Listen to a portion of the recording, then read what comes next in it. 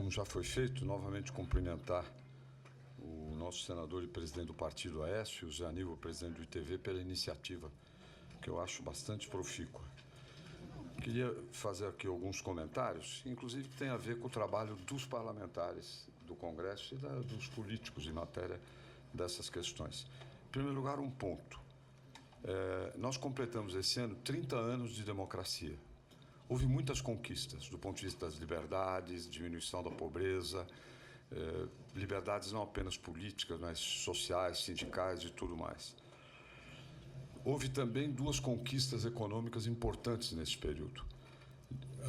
Nos livramos da superinflação, né, porque, bem ou mal, estamos aqui falando de inflação de 10% ao ano como um escândalo econômico. Nós tínhamos 20 ao mês. E isso foi durante 15 anos. Foi a maior experiência de superinflação do século XX. E o Brasil conseguiu se livrar dela, a partir das iniciativas do Ministério da Fazenda, ainda no governo Itamar e no governo Fernando Henrique. Essas foram duas grandes conquistas. Mas a questão da agricultura, que realmente se afirmou como um setor competitivo, né, no plano internacional, e tem sustentado o nosso balanço de pagamentos. Não tem mais aquela conversa da oferta inelástica, demanda por alimentos, que poderia ser resolvida com reforma agrária, etc. Uma das frustrações, no entanto, desse período é a lentidão do crescimento. Para que todos tenham uma ideia, entre 1950 e 1980, o PIB por habitante no Brasil aumentou 3,6 vezes, Aécio. Entre 1950 e 1980, 3,6 vezes. Entre 1985 e 2015, esses últimos 30 anos, aumentou só 40%, 1,4%. Ou seja, caiu de 3,6% para 1,4%, apenas 40% em 30 anos. Para que se tenha uma ideia, a China cresceu 10 vezes mais por habitante e a Coreia 4 vezes. É um dado espantoso que nós temos que levar em conta nas nossas análises, na nossa atuação político-parlamentar. Qual é o principal problema que eu vejo na ação política parlamentar? É o FUSE. FUSE, Ramalho. Sabe o que é FUSE? Frente Única contra o Erário, que pega todos os partidos. Não há diferença entre esquerda e direita. O que há é o atraso. No Brasil, não há esquerda tradicional. Ela é ligada a corporações e ao atraso. E a direita não é conservadora. Aqui não há nada parecido com Madame Thatcher, com Tea Party, ou mesmo Reagan, etc. Aqui o que há é atraso. Essa é a questão essencial. E nós temos a obrigação de dar batalha para romper esse atraso. Esse FUSE, ele vai indo e vai vindo. Teve um reinado durante a Constituinte, muitos batalharam contra, inclusive nós, mas reincidiu nos últimos anos como nunca. É a ideia de que a economia é uma clara de ovo, que o sujeito vai batendo e vai crescendo sem mais. Eu insisto sempre nesse aspecto. O FUSE, já falei sobre ele aqui no Senado, Armindo, umas 3 ou 4 vezes em comissões. Por quê? Porque nós temos que ter noção do conjunto quando vão se adotando medidas parciais. Tem uma coisa inacreditável que eu devo exemplo ao Flecha, ontem no plenário. O Flecha estava lá louco da vida com um projeto que estabelece um mínimo de salva-vidas por metro quadrado de piscinas no Brasil. E, evidentemente, um piso para os salva-vidas. Isto é o cotidiano, né? É o feijão com arroz do trabalho legislativo. Uma outra questão é a área da educação. O problema da educação no Brasil não é dinheiro. Sempre existe essa ideia de que com mais dinheiro todos os problemas se resolvem. Eu aposto que na educação pode duplicar os 6% do PIB, que não vai resolver. Os problemas são de outra natureza, de natureza sindical, de natureza de ausência de prioridades, de atabalhoamento e um conjunto de outras questões. Um segundo comentário que eu queria fazer saltando para a discussão até entre economistas, que tem um impacto enorme na nossa realidade, é que eu suspeito que nós estamos hoje num quadro, do ponto de vista da economia, que é chamado, é um termo contraintuitivo, dominância fiscal. O que significa isso?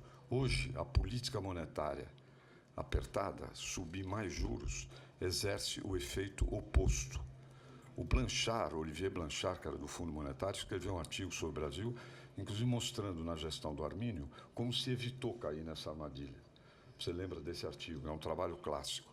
Todos os teóricos melhores sobre metas de inflação advertem para isso, que em certo momento o aumento dos juros só leva a aumento de câmbio e mais inflação, porque via dívida, por exemplo, dívida pública, porque aumenta a dívida, porque cai a receita e cresce a despesa. Cai a receita pelo efeito recessivo e sobe a despesa pelo que o juro tem que pagar. Quero chamar atenção para isso, e é impressionante nesse sentido, apesar da dureza da política monetária, dureza, quero dizer, do aumento de juros, que só no governo Dilma, depois da reeleição, custou anualizado até agora 50 bilhões, é que o CDS, o Credit Default Swaps, no Brasil, tem crescido alucinadamente se compararmos com a Índia, se compararmos com o Chile, etc. Há um terceiro aspecto que, em geral, a gente deixa passar batido, que são decisões judiciais que afetam os gastos públicos. São enormidades, eu fico pasmo, nem os economistas prestam muita atenção nisso. Por exemplo, questão de precatórios, né, que o Supremo acabou de tomar, neste ano, umas decisões incríveis a esse respeito, do ponto de vista das finanças dos Estados, que caem, os dados sobre o Brasil, dívida, déficit, etc., são agregados para efeito das discussões com entidades internacionais, na análise de risco e tudo mais. É uma aberração. Esses precatórios já foram inflados na origem por corrupção, em geral na avaliação dos valores das terras, por exemplo, desapropriadas, por taxas de juros siderais, que eram de 20%, 25% ao ano, que nós mudamos. Eu mesmo, quando era governador, fiz um acordo com o Jucá e baixamos essas taxas, que eram históricas, enfiando um penduricalho numa MP para a taxa da poupança, e o Supremo acabou de revisar, subindo um pouco a taxa, né, de algo que está evidentemente supervalorizado, além do mais é comercializado, comprado em geral pelo valor de face por 5% ou 10% do valor de face. Eu estou chamando a atenção porque é um conjunto de despesas. Por exemplo, na saúde há uma despesa imensa que, se nós fôssemos acumular ao longo dos anos, é uma fortuna de decisões judiciais que mandam comprar medicamentos ou tratamento fora. Só para o governo federal isso é a bagatela de uns 2 bilhões por ano, para os estados outro tanto, para prefeituras, etc. É uma coisa com a qual não se está acostumada, nem no Congresso, nem entre os economistas, a levar em conta, e que tem um peso grande nessa questão. Quero só fazer uma menção a respeito da política de ajuste. Eu não seria tão leniente com a área econômica, no sentido que são craques, mas que o Congresso não deixou isso e aquilo. Eles erraram. Primeiro, fixaram metas no início do ano, sem saber o que tinha acontecido no ano passado. Supuseram no ano passado um superávit de 2, menos 0,2, ocorreu menos 0,6, o que significa 0,8 a mais. E isto fez com que subestimasse o esforço que deveria ser feito, que teria que ser bem maior. Isso foi um erro de economista. Tem erro de economia na área econômica. É muito importante termos isso para não ficar naquele negócio de que são os políticos que estão atrapalhando e que tem área econômica, fazenda, etc., impecável. Segundo erro, supuseram que a receita real, neste ano, iria crescer 7,5%. Tenha paciência. Não havia possibilidade de que isso acontecesse. Naturalmente, isso frustrou a meta. E depois vem a coisa em cima do Congresso. Não estou dizendo que é inocente, não. Se dependesse do Congresso, também quebraria. Levaria o primário para não ser, o déficit para não sei onde. Mas é importante entendermos também que tem erros de economia, de beabá de economia. Agora, outra questão é olhando para diante. Uma breve menção.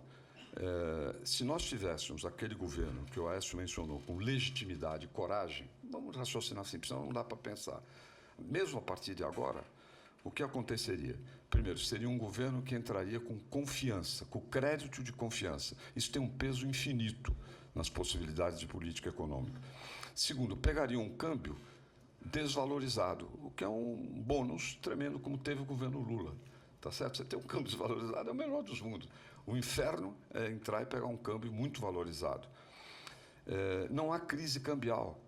E o Gustavo falou, nós temos reservas muito além do que seria necessário do ponto de vista de operação, com custo fiscal imenso, não vou nem explicar aqui, mas com custo fiscal imenso. Por outro lado,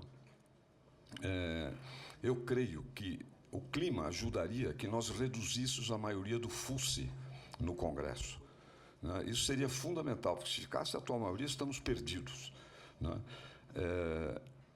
E pensar em 3 setores. Quais são os setores que têm que puxar a economia brasileira? Isso valia para o começo do governo Dilma, já para o Lula, etc. Exportação, que tem que começar por tirar o Brasil da União Alfandegária do Mercosul, que impede que nós tenhamos uma política de exportação. A nossa política de exportação comercial depende do Paraguai, do Uruguai, da Argentina, agora da Venezuela e da Bolívia. Não temos acordos bilaterais, são centenas no mundo, o Brasil fez 3. Um com Israel, para agradar o Goldman. E depois, para não dizer que somos semitas, fizeram com a Palestina, que com todo o respeito, não sei se tem economia, e o Egito. Foram os 3 únicos acordos bilaterais de comércio. A infraestrutura, que é essencial.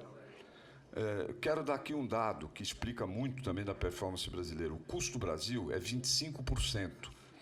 Se nós excluirmos câmbio, exclui se o câmbio está melhor ou está pior, etc. O custo do Brasil, aplicando a matriz de custos de carga tributária, custo de infraestrutura, custos financeiros, etc., vem um produto estrangeiro, do parceiro comercial médio. Eu conheço bem esse estudo porque ajudei a orientar. Do parceiro comercial médio, tiramos esses custos que eles trazem e introduzimos os brasileiros, tudo aqui custa 25% mais. E se formos falar de China, é 40%. Essa é uma ação, evidentemente, de longo prazo, mas é importante ter presente o papel da infraestrutura, e aqui das concessões que temos que trabalhar fanaticamente, mais até concessões do que PPPs, que são mais enroladas, apesar do folclore. Agora, e tem toda a questão do financiamento, que eu não vou falar aqui, senão o Écio vai acabar interrompendo. E terceiro, a questão do petróleo, né, que é uma indústria essencial. Nós sabemos a história, mesmo sem corrupção, arrebentaram a Petrobras, basta falar das refinarias, contenção de preços, etc. Tal. Aliás, aqui é um ponto onde a privatização pode ser bem ou mal feita. Eu diria o seguinte, Transpetro, Gaspetro tem que ser privatizadas na gestão. Pode fazer como o Banco do Brasil fez com a área de seguros. A área de seguros é controlada pelo setor privado, mas o banco tem 70% das ações, ganha uma fortuna. Isso tem que ser feito com a BR Distribuidora, com a Transpetro e com a Gaspetro. Privatizar a gestão de maneira bem feita, para não jogar fora aquilo que vale, não vender agora na bacia das almas parte das ações. Eu acho que é muito terreno ainda para diante, prefeito de redução da dívida, na área de privatização.